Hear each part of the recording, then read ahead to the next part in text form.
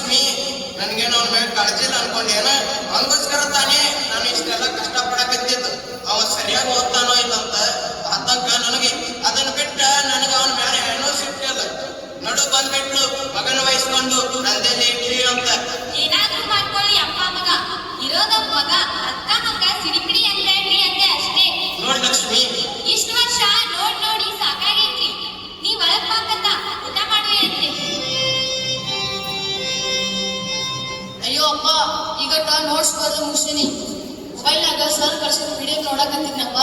ಓದಿ ತಲೆ ಕೆಮ್ಮು ಮಾಡ್ಲಕತ್ತದ. ಹೌದೇನು ಮಗನ?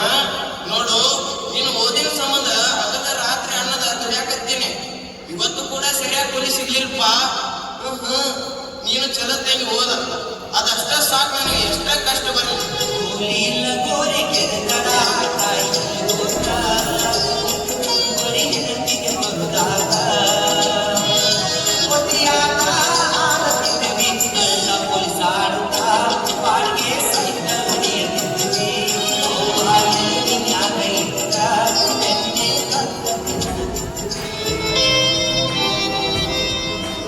ಯಾಕೋ ಇನ್ನೂ ಯಾರು ಕಮೆಂಟ್ ಮಾಡಿಲ್ಲ ಈ ಫೋಟೋಕ್ಕ.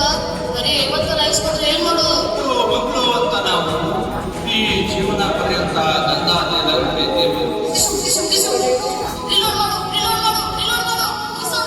ನನಗ ಲೈಕ್ ಬಂದಿಲ್ಲ, ಯಾರು ಕಮೆಂಟ್ ಮಾಡಬಾರ್ದು ಮಾಡ್ತಾರ. ನಾನೀಗ ಶೂಟ್ ಮಾಡ್ತೀನಿ.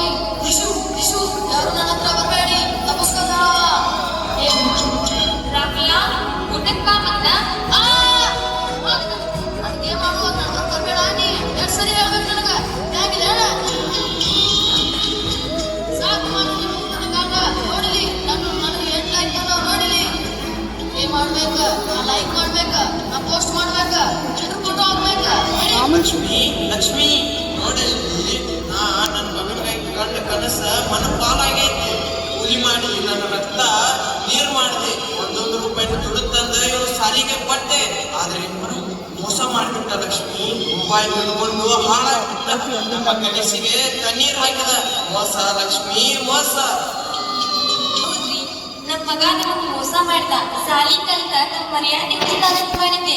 ನಮ್ಮ ಬಡತನ ನಮ್ಮ ಮಗನಿಂದ ಕಡೆ ಆಗ್ತೈತಿ ಅಂತ ಮಾಡಿದ್ವಿ. ಈ ಮೊಬೈಲ್ನ್ಯಾಗ ಅಭ್ಯಾಸ ಮಾಡ್ತಾನಂತ ಮಾಡಿದ್ವಿ. ಆದ್ರ ಅವ ಮಾಡಿದ ಮೋಸ್ರಿ ಹುಚ್ಚಾಗ್ಯಾನ್ರಿ. ನಮ್ ಕುದಿಗಿ ಕೊಯ್ದ್ರಿ. ನಮ್ ಮಗ ನಮ್ಮ ಕುದಿಗಿ ಕೊಯ್ದ. ಮೊಬೈಲ್ ಕೊಡ್ರಿ, ನನ್ನ ಪಾಯಿಂಟ್ಸ್ ಕಡಿಮೆ ಆಗ್ತಾವ. ನನ್ನ ಕ್ಯಾರೆಕ್ಟರ್ ಸತ್ತು ಹೋಗ್ತೈತಿ. ಪ್ಲೀಸ್ ನನ್ನ ಮೊಬೈಲ್ ಕೊಡ್ರು, ನನ್ನ ಮೊಬೈಲ್ ಕೊಡ್ರು. ಮೊಬೈಲ್ ಕೊಡ್ರು ಪ್ಲೀಸ್, ಮೊಬೈಲ್ ಕೊಡ್ರು. ನಿನ್ನ ಕ್ಯಾರೆಕ್ಟರ್ ಸತ್ ಹೋಗಿ ಬಾಳತ್ತಾಗೈತೆ ರಾಹುಲ. ಮೊಬೈಲ್ನಾಗಿರೋ ಕ್ಯಾರೆಕ್ಟರ್ ಬಗ್ಗೆ ಯೋಚನೆ ಮಾಡ್ತಿ. ನಿಜ ಜೀವನದಾಗ ಮಗನಾಗಿ ನೀ ಸತ್ತು ಹೋಗಿದ್ದೆ ಅನ್ನೋದು ಗೊತ್ತಾಯ್ತೇನೋ ನಿನಗ? ನಿನ್ನ ಫೀಸ್ ಕಟ್ಟಾಕ ಎಷ್ಟಿದ ರೊಕ್ಕ ಅಲ್ಲ, ಆನ್ಲೈನ್ ಗೇಮ್ ಮಾಡಿ ಕಳ್ಕೊಂಡರು. ಇವತ್ತು ನಮ್ಮನ್ನ ರಸ್ತೆಗೆ ನಿಲ್ಲಿಸ್ಬಿಟ್ಟಿ. ಹರಿದ ಅಂಗಿ ನೋಡು, ಬೆಳೆದ 3 ವರ್ಷದಿಂದ ನಾ ಹೊಸ ಬಟ್ಟೆ ತಗೊಂಡಿಲ್ಲ. ಯಾಕಂದ್ರ ನಿನ್ನ ಮೊಬೈಲ್ ಕೊಡಿಸಿದ್ರ ನೀ ದೊಡ್ಡ ಸಾಯಬ್ ಆಗ್ತಿ ಅನ್ಕೊಂಡಿದ್ದೆ. ಆದ್ರೆ ನೀ ಮೊಬೈಲ್ ಗುಲಾಮ ಆದದ್ದು ಮಗನ, ಮೊಬೈಲ್ ಗುಲಾಮ ಆದದ್ದು. ಅಪ್ಪ ಅಮ್ಮ, ನನ್ನ ಕ್ಷಮಿಸ್ಬಿಡ್ರಿ. ಈ ಮೊಬೈಲ್ ಎಂಬ ಪುಟ್ಟ ಪರದೆ ಒಳಗಿರುವ ಪ್ರಪಂಚವೇ ನಿಜವಾದ ಪ್ರಪಂಚ ಅಂತ ನಂಬಿ ನಾನು ದೊಡ್ಡ ತಪ್ಪು ಮಾಡಿಬಿಟ್ಟೆ. ದಿನದ 24 ಗಂಟೆನೂ ಫೇಸ್ಬುಕ್ನಲ್ಲಿ ಸಾವಿರಾರು ಫ್ರೆಂಡ್ಸ್ ಜೊತೆ ಹರಟೆ ಹೊಡೆಯುತ್ತಿದ್ದಾಗ ನನ್ನ ಪಕ್ಕದಲ್ಲೇ ಕುಳಿತು ನನ್ನನ್ನೇ ನೋಡುತ್ತಿದ್ದ ನಿಮ್ಮ ಕಣ್ಣೀರು ನನಗೆ ಕಾಣಲೇ ಇಲ್ಲ. ಫೇಸ್ಬುಕ್ನ್ಯಾಗ ಒಬ್ಬ ಅಪರಿಚಿತ ಹಾಕಿದ ಪೋಸ್ಟ್ ಸೆಕೆಂಡ್ನ್ಯಾಗ ಲೈಕ್ ಮಾಡ್ತಿದ್ದೆ. ಆದ್ರೆ ಮನೆಯಲ್ಲಿ ನೀವು ನನ್ನ ಮ್ಯಾಲ ತೋರಿಸ್ತಿದ್ದ ಅನ್ಲಿಮಿಟೆಡ್ ಪ್ರೀತಿಗೆ ಬೆಲೆ ಕೊಡಲೇ ಇಲ್ಲ. ಇವತ್ತು ನೋಡಿ ಪಪ್ಪ, ಆ ಸಾವಿರಾರು ಫ್ರೆಂಡ್ಸು ನನ್ನ ಕೈ ಹಿಡಿಯೋಕೆ ಬರಲೇ ಇಲ್ಲ. ನಾನು ಆಸ್ಪತ್ರೆಯ ಬೆಡ್ ಮೇಲೆ ನೋವಿನಾಗ ನಡುತ್ತಿದ್ದಾಗ ಆ ಮೊಬೈಲ್ ನನ್ನ ಬೆನ್ನಿಗೆ ತಿಂಬಾಗಲಿಲ್ಲ. ಆ ಫ್ರೆಂಡ್ಸ್ ಯಾರು ಧೈರ್ಯ ಹೇಳಲಿಲ್ಲ. ಕೊನೆಗೆ ನನ್ನ ಕೈ ಹಿಡಿದು ನನಗೆ ಉಸಿರು ನೀಡ್ತಿರೋರು ಅಪ್ಪನ ಬೆವರಿನ ಹಣ ಮತ್ತು ಅಮ್ಮನ ಮಮತೆಯ ಕಣ್ಣೀರು ಮಾತ್ರ. ನಾನು ಮೊಬೈಲ್ ಬೆಳಕಿನಲ್ಲಿ ಎಷ್ಟು ಕುರುಡಾಗಿದ್ದೆ ಅಂದ್ರೆ ನನ್ನ ಅಪ್ಪನ ಅಂಗಿ ಹರಿದಿದ್ದು ನನಗೆ ಕಾಣಲೇ ಇಲ್ಲ. ನನ್ನ ಓದಿನ ಸಲುವಾಗಿ ಅವ್ವ ತನ್ನ ಬಂಗಾರ ಒತ್ತಿ ಇಟ್ಟು ಅದು ನನಗೆ ತಿಳಿಯಲೇ ಇಲ್ಲ. ಫೋನಿನ ಬ್ಯಾಟರಿ 1% ಇಳಿದಾಗ ನಾ ಬೀಳ್ತಾ ಇದ್ದೆ. ಆದರೆ ನಿಮ್ಮ ಜೀವನದ ಆಯುಷ್ಯ